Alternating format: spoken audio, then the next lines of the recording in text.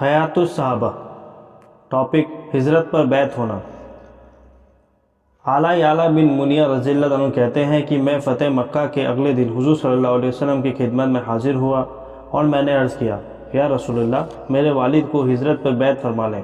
آپ نے فرمایا، ہجرت پر نہیں بلکہ ان کو میں جہاد پر بیعت کروں گا، کیونکہ فتح مکہ کے دن سے ہجرت کا حکم ختم ہو گیا ہے، اور پہلے حضرت مجاشی رضی اللہ عنہ کی حدیث گزر چکی ہے جس میں یہ ہے کہ میں نے عرض کیا، یا رسول اللہ، ہمیں ہجرت پر بیعت فرما لیں۔ آپ نے فرمایا، ہجرت تو اہل ہجرت کے ساتھ ختم ہو گئی، اس سے پہلے حضرت زریر رضی اللہ عنہ کی حدیث گزر چکی ہے جس میں یہ ہے کہ تم شرک سے بچ کر رہو گے۔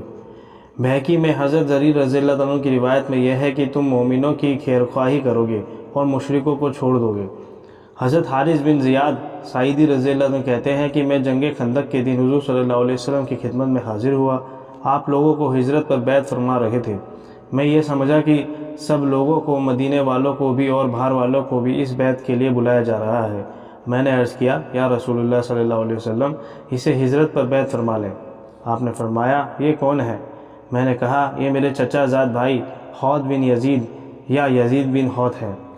آپ نے فرمایا، میں تم انصار مدینہ کو ہجرت پر بیعت نہیں کرتا ہوں، لوگ تمہارے پاس ہجرت کر کے آتے ہیں، تم کو لوگوں کے پاس ہجرت کر کے نہیں جانا۔ قسم ہے اس ذات کی جس کے قبضے میں میری جان ہے، جو بھی مرتے دم تک انصار سے محبت کرے گا وہ اللہ کا محبوب بن کر مرے گا، اور جو مرتے دم تک انصار سے دشمنی رکھے گا وہ اللہ کا مبغوض ہو کر مرے گا۔ حضرت ابو اسید سعیدی رضی اللہ عنہ فرماتے ہیں کہ خندق کی کھدائی کے موقع پر لوگ حضور صلی اللہ علیہ وسلم کی خدمت میں آ کر ہجرت پر بیعت ہو رہے تھے۔